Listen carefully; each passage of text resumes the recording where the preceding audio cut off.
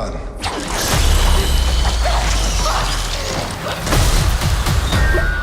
Bonjour à toutes et à tous, c'est Judith. Aujourd'hui, avec Mathieu, on vous fait une petite vidéo un petit peu rapide parce qu'en fait, on sort tout juste de la projection des premières images d'Alien Romulus. On a eu une projection ce matin, en avant-première de plusieurs séquences qui ont été remontées ensemble, et suivi d'un petit Q&A, d'un échange questions-réponses avec Fede Alvarez. Donc c'était quand même assez passionnant. Et donc on va vous donner un peu notre avis sur ces premières images. Ouais, et c'était très bien. C'était vachement bien. Voilà.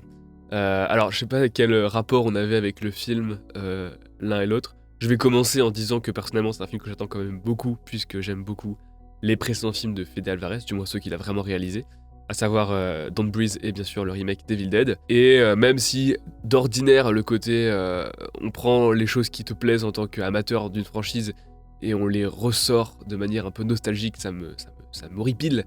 Dans ce cas-là, je voyais venir quand même le côté gros ride d'horreur très bourrin. Et le moins qu'on puisse dire, c'est que ces images m'ont conforté dans mon envie. Ouais, alors c'est vrai que Fede Alvarez, j'aimais vraiment bien Don't Breathe, mais Evil Dead aussi, mais le truc c'est que je trouvais que c'était des films qui avaient d'immenses qualités, mais qui n'étaient pas encore forcément un travail extrêmement abouti ou un travail parfait. En tout cas, tu vois, notamment Don't Breathe, même s'il y a des choses que j'adore, il y avait la fin qui partait un peu en couille, et il y avait, tu sais, le très long plan séquence qui faisait un peu bon, je suis en école de réa et j'essaye de... Voilà. Et du coup, là, on sent, enfin, en tout cas, à travers ces simples extraits d'Alien Romulus, que moi, j'attendais, mais comme j'ai souvent du mal à quand même m'extasier pour les suites et les resuites et les reboots et les remakes de saga, j'attendais, je me faisais pas non plus spécialement d'espoir, sachant qu'en plus, le teaser m'avait pas si enchanté que ça. J'avais trouvé qu'il y avait des idées, mais bon, je trouvais qu'on ressentait pas tant la tension. Enfin bref, j'étais un peu bon. Voyons voir, mais attendons, enfin voilà, sans être trop enthousiaste. Et en fait, là, pour le coup, je trouve qu'il y a une sorte de maîtrise de folie, de mise en scène, de design, puis de savoir-faire tout simplement, et de tension et de noirceur qui s'est exprimé dans ces quelques séquences, que là, en fait, tout à coup, je me dis, mais ça va être génial, et j'ai trop envie de le voir maintenant. Ouais, c'est hyper poisseux. Alors, ils nous ont montré les 3-4 séquences, on va dire. J'ai plus le compte exact en tête. Mais qui sont un peu les passages obligés, finalement, d'un film Alien. Donc, je vais pas les raconter pour pas spoil. Mais grosso modo, on a stade 1 de l'infection, stade 2 de l'infection, stade 3 de l'infection, quoi. Ouais. Donc on a pu quand même voir des choses qui sont extrêmement attendues dans le film. Les créatures, notamment. Notamment les créatures, bien entendu. Et dont certaines scènes qui sont tirées des bandes annonces également. Enfin, on a déjà vu des extraits dans les bandes annonces, on les a vus plus en longueur. Et oui, ce qui nous a frappé, c'est la mise en scène et l'esthétique, la photo, les effets que je trouve, sur le peu qu'on a vu, vraiment... franchement canon. Ouais, c'est très très beau. Y a pas mal de maquettes qui s'incrustent avec des effets, des matte painting numériques de toute beauté. Il y a des idées de mise en scène par rapport à la lumière notamment, parce qu'il y a quelque chose de spécifique par rapport à la lumière qui sont franchement bien mises en scène et pas du tout dans le côté poseur dont tu parlais sur Don't Breathe. Tu sens qu'il a une idée, il la balance comme ça et on passe à la suite. Le tout dans une sorte de frénésie assez vénère, et en plus... il y a un côté un peu clair-obscur, etc., que mine de rien, on avait un peu perdu dans les 2 derniers films de la saga, que je suis un des seuls à défendre par ailleurs. J'aime beaucoup ce qu'il a fait Ridley Scott, mais c'est des films qui sont quand même plus lumineux, on va dire, que ce soit en termes d'enjeux ou en termes d'esthétique. Et là, on retrouve, a priori, les prolos de l'espace qui vont aller se faire exploiter dans le fin fond du trou du cul d'un monde pourri où les multinationales les traitent comme de la merde pour ramener du bétail dont ils ne comprennent même pas la puissance. On retrouve un peu ce côté un peu désespéré qui manquait un peu et qui marche d'autant plus que, comme dans le jeu Alien Isolation, dont on parlera parce que pour moi c'est une influence absolument évidente, ils reprennent le côté rétro-futuriste des designs des premiers films.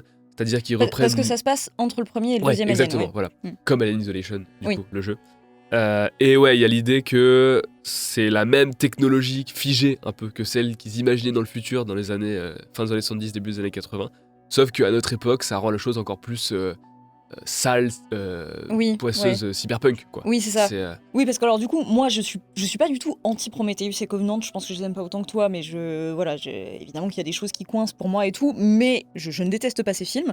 En revanche, c'est vrai que le design, la technologie et tout, c'est vrai que c'est quand même un gros contresens dans le film, la manière dont c'est ultra futuriste alors que c'est censé se passer bien avant, tout ça. Là, c'est vrai que revenir un peu dans cette ambiance-là, où il y a beaucoup de, on sent que tout est très matériel, très concret. C'est très industriel. Oui, voilà, il y a un côté rugueux un petit peu à tout. Tout en jouant toujours sur l'anatomie, bien sûr, du décor pour les tuyaux couleur métallique qui rappellent le corps de l'alien. Et en fait, on sent qu'il y a vraiment une envie de revenir à l'esthétique du premier film. Ça se joue aussi à travers les jeux de lumière, comme tu disais, avec clair-obscur. Il y a des plans sur les couloirs avec la lumière qui passe à travers les espèces de persiennes en métal et tout, qui rappellent beaucoup le travail de Ridley Scott, et en même temps, avec une mise en scène et une intention qui est quand même propre à ce que fait Fede Alvarez. Et du coup, c'est intéressant parce que c'est ce qu'il a dit un peu dans le Q&A après la projection, c'est que c'était à la fois important pour lui de perpétrer un certain héritage et de respecter l'atmosphère d'Alien, et en même temps de pas trop non plus se contraindre à être exactement dans la redite de ce qui a déjà été fait. Donc on sent qu'il y a vraiment une volonté de retour aux sources. Alors tu me diras, c'est un discours un peu que peuvent tenir beaucoup de réalisateurs, évidemment, qui se lancent dans la continuation de franchises comme celle-ci. Mais là, c'est vraiment l'impression que ça donne. Vraiment l'impression de genre, ok, on fait du Alien, mais en fait, si moi je veux revenir au point de départ, je le fais sans aucun problème, quoi. Ouais, absolument. Bah d'ailleurs, toi-même, tu lui as posé la question sur le design du xénomorphe. On a pu l'apercevoir sous toutes les coutures. Il disait un peu en se retenant que ça avait une importance dans l'histoire. Donc j'ai quand même la conviction, l'espoir qu'il s'agisse plus que d'un simple petit ride d'horreur qui ne va pas plus loin que le bout de son nez, et qu'il essaye quand même d'apporter quelque chose, ne serait-ce que narrativement. Ouais. Et il y a des indices qui laissent à penser que ce n'est peut-être pas uniquement ça, notamment le fait que l'équipage qu'on a appris à connaître dans la première séquence qu'on a vue paraît quand même assez réduit pour un réal qui aime quand même beaucoup la tripaille. Ouais. Donc, à mon avis, et encore une fois ce n'est qu'une conjecture, possible qu'il se passe plus de choses par la suite, que d'autres personnages entrent en jeu. Je pense qu'on aura d'autres personnages, effectivement. Absolument. Mais juste pour revenir du coup sur la question des designs, parce qu'effectivement du coup moi la question que je lui ai posée, c'était à quel point est-ce qu'il y avait une volonté de sa part de revenir aux croquis originaux de Giger, parce qu'on le sait évidemment que dès le premier Alien, il y a une métaphore sexuelle qui est quand même très prégnante dans le design de l'alien et dans tout ce qui est d'organique et qui s'y rapporte, qui a été perpétué dans les autres films. Mais là, on sait aussi que lors du premier Alien, il y a quand même des choses qui ont été un peu édulcorées, aussi tout simplement dans la forme du crâne de l'alien, qui n'est pas aussi phallique que l'avait imaginé au départ Giger. Là, on est à fond dedans. En plus, la mise en scène fait que c'est vraiment filmé comme étant une érection. C'est vraiment ça qu'on nous montre complètement. Du coup, on est à fond dans le gras de la chose, on va dire. Là, c'est tourné comme un porno. Hein, Oui, c'est ça, ouais. Mais en même temps, avec beauté et élégance, et ça a l'air d'avoir du sens dans l'histoire. Donc, il y a vraiment une volonté de retour aux sources, mais même aux sources d'avant Ridley Scott, parce que c'est vraiment la source de Giger, quoi. Que vraiment, on y va à fond. Là, on n'est plus dans la subtilité, mais pourquoi pas. Et du coup, ce qui est intéressant, c'est qu'il racontait pendant le Q&A qu'en fait, au départ, comme n'importe quel réalisateur qui s'attaque à une franchise de ce calibre, on lui a dit, et il s'est dit, bon, ok, il faut que je sois dans l'héritage, et en même temps, il faut que j'y apporte ma touche personnelle, et que quand il a commencé à parler un peu de la manière dont il voudrait représenter les xénomorphes à ses amis, etc., il a senti que ses amis fans d'Alien étaient en mode genre, en fait, non, n'y touche pas, commence pas à pas te prendre pour de la merde, genre vraiment, genre juste fais Alien, et en fait, il est rentré dans une sorte de logique d'humilité où il s'est dit, non, je vais revenir vraiment aux origines de la chose et partir de là, et parce que en fait c'est largement suffisant, c'est déjà génial en soi, et bah force est de constater que c'était peut-être la bonne stratégie, quoi. Ouais, ça paye vraiment pour le coup la séquence où on le voit. Bon, après évidemment il faut préciser que personnellement je baigne dans l'univers d'Alien depuis que je suis tout petit, j'adore. Donc forcément il y a un frisson de le voir aussi bien filmé, aussi bien mis en scène, avec des effets spéciaux que je trouve à couper le souffle. Ouais. Franchement on l'a jamais vu comme ça, quoi. Ouais. C'est superbe. Il y a vraiment quelque chose de... Puis là, en fait, il la filme vraiment à la fois, évidemment, comme une sorte de monstre sexuel absolu, au point carrément de montrer les veines, quoi. Ouais. Et aussi comme une sorte d'icône dégueulasse qui se détache des murs. Je trouve qu'il y a en fait, il a un rapport à la saga qui est à la fois très amoureux et très sain dans la manière de le représenter. Ouais. Et alors toi aussi, du coup, t'as posé une question comme tu le disais, donc davantage effectivement sur le jeu Alien Isolation, que j'ai pas encore fait, mais que j'ai pour projet de faire. Mais donc toi, tu es très fan, parmi d'autres personnes de la... Oui, je suis pas seul. Hein. Ouais, moi, je l'ai pas fait en 50 fois en mode ultra cauchemar, nightmare de la mort comme Geoffrey. Hein. Voilà, lui, et Antoine il aime adore souffrir. Ouais. Oui. Et alors du coup, il t'a répondu qu'effectivement, c'était une inspiration. Ouais, je lui avais demandé. Bah, pour moi, c'est l'évidence puisque ça se passe à la même période et on a cette idée encore une fois du rétro-engineering un peu de la saga. Et oui, il m'a dit qu'il y avait joué, qu'il avait adoré, que le jeu l'avait convaincu en fait que c'était possible de retrouver le même type d'horreur qu'on pouvait avoir en revoyant le premier film. Et ça se sent vraiment, je trouve. Ça se sent, mais en même temps, je trouve dans l'ambiance, il y a quand même une volonté de se démarquer en termes de mise en scène. Je pense à la grosse séquence centrale qu'on a vue avec les facehuggers, qui est d'un niveau de bourrinerie et de générosité que Ridley Scott n'aurait jamais atteint, je pense. Peut-être plus Cameron, pour le coup. Le Cameron d'aujourd'hui, du moins. Mais voilà, ça s'arrête jamais. Il ferme une porte, il y en a un qui débarque par la suite. Il y a quelques jumpscares bien placés que tu vois venir, mais qui sont méchants. Et puis alors, les facehuggers, vraiment, ils essayent de t'attraper la gorge. Enfin, c'est assez hargneux. C'est beaucoup plus hargneux que le film de Scott, qui est vraiment un film d'épouvante archi-atmosphérique de A à Z, qui t'emporte complètement. Et là, bon voilà, ils ont engagé quand même monsieur, j'ai fait le remake le plus gore de l'histoire, quoi. Et si les extraits qu'on a vus ne sont pas particulièrement gore, même si on a vu une séquence qui est un grand classique de la saga, et qui forcément mais qui est très bien réinventé gicle un quand peu, même. et qui est très bien fait, On n'a pas vu tant que ça de violence, par contre on retrouve le côté méchant, quoi.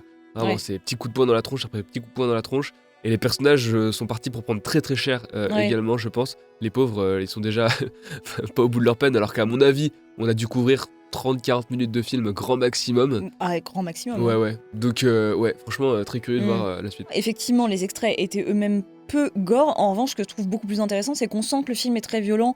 Alors du coup, en termes de gore, je sais pas, mais par contre, vraiment dans son caractère, un peu, tu le disais, un peu désespérant, un peu désespéré, il y a quelque chose de très noir. On sent effectivement que les personnages vont vraiment déguster de ouf. Et en fait, là, rien qu'à travers ces extraits, on sent une situation. Alors qu'on sait pas exactement dans quel vaisseau ils sont, le vaisseau de qui c'est, est-ce que c'est l'organisation là ou pas, est-ce que la station dans laquelle on les voit arriver, bon, je dis des choses très floues, mais c'était très flou aussi, évidemment, sans la mise en contexte dans les extraits. On sait pas exactement quel est le contexte, mais on sent que ça va être du nœud dramatique extrêmement resserré tout du long. Et du coup, ça fait du bien de revenir à ça. Et encore une fois, avec vraiment des choses qui sont pensées. Enfin, on voit que là, à ce moment-là, Fede Alvarez n'est pas du tout devenu un faiseur, comme ça arrive parfois à des jeunes talents du cinéma de genre, qui expriment quelque chose de très particulier dans leur film un peu des débuts, même si Evil Dead, on est d'accord que c'est pas un truc confidentiel, voilà. Et qui sont ensuite recrutés par des grandes sagas comme ça pour finalement se retrouver à faire des choses beaucoup plus lisses, beaucoup moins intéressantes. Oui, après, il était passé par la suite de Millennium. C'est vrai. Là, pour le coup, il est vraiment passé à la moulinette Hollywood. Oui. Il s'est fait un peu taper dessus, je crois. Ah oui, mais alors là, du coup, on aurait pu craindre quelque chose comme ça. On aurait pu, surtout qu'en plus là, heureusement, il nous a dit que Ridley Scott lui a quand même laissé beaucoup de liberté. On sent que c'est vraiment un film de metteur en scène, de réalisateur. Ah oui. Enfin, vraiment, ça fait vachement de bien de voir ça. Ne serait-ce qu'en termes de casting, tout le monde a râlé sur le côté personnage très jeune, etc. Ouais. Mais déjà, du peu qu'on en a vu, ça a l'air d'être un élément de scénario. Donc, à voir comment il le traite. Et c'est vrai que c'est pas un casting qui est particulièrement évident, comme il l'a dit lui-même pendant le Q&A. L'actrice principale, dont j'oublie toujours le nom, mais qui est très très bonne dans Civil War notamment. À l'époque où il l'a casté, c'était vraiment pas du tout une évidence. Star, les autres personnages, personnellement, je les ai vus. Enfin, si je les ai vus ailleurs, je les ai oubliés, quoi. Donc on est pas vraiment dans un film de commande, avec tout le mal qu'on peut penser de Disney, et je suis le premier à en dire du mal. Je pense que pour le coup, ils savent que avec Alien, ils touchent à quelque chose de vraiment sacré. Qui en plus a déjà fait vraiment polémique par le passé avec Prometheus Covenant. Si Covenant a moins bien marché, c'est pas pour rien, hein, c'est que les gens l'ont moins aimé. Enfin, je veux dire, même si moi je l'aime bien, il faut être pour garder la tête froide. Et là, je pense que du coup, franchement, c'est le bon choix de lui filer à lui. Je réfléchis, mais je vois mal à qui d'autre ils auraient pu le donner pour faire un truc qui parvienne à contenter vraiment le fan d'Alien qui sommeille en chacun et qui fasse pas trop de compromissions, qui soit pas un film de bon élève. Et pour moi, les images qu'on a vues sont vraiment justement le bon compromis entre le film de bon élève qui respecte tout ce qu'il voit et qui met une ambiance, une hargne, comme j'ai dit, qui lui est propre. Même si j'en attendais beaucoup, je suis très agréablement surpris. Et alors, peut-être si on devait retenir une bonne idée qu'on a envie de retenir, enfin moi je sais en tout cas, il y a un élément que j'ai envie de citer en particulier, c'est vraiment cette histoire de lampe à rayon X là. En fait, je trouve que c'est vraiment une super idée parce que c'est quelque chose qu'on apercevait très rapidement dans le teaser, mais on savait pas de quoi il s'agissait exactement. Donc à un moment donné, on voit l'un des personnages, donc sans trop en dévoiler, qui à un moment donné, dans le vaisseau dans lequel ils arrivent, enfin la station dans laquelle ils arrivent, trouve une lampe à rayon X qui est vraiment juste un tube lumineux qu'on peut mettre derrière soi, derrière un bras, le personnage en l'occurrence teste avec son bras pour faire apparaître du coup en transparence les muscles et les os, les veines, etc. à l'intérieur de soi. Pour du coup, je suppose, vérifier qu'il n'y a pas une fracture ou ce genre de choses. Et on sent très bien, au moment où on le voit, on sait très bien que ça va servir à contre-emploi pour savoir est-ce que peut-être il y a un petit alien qui se cache dans quelqu'un. Et effectivement, c'est ce qu'on apercevait un peu dans le teaser. Mais du coup, là, je trouve que le fusil de Chekhov est posé. Et en même temps, c'est pas lourd. Il y a quelque chose de cohérent, il y a quelque chose de logique, il y a quelque chose de ludique presque. Et en même temps terriblement cruel parce qu'on sait très bien comment ça va se passer.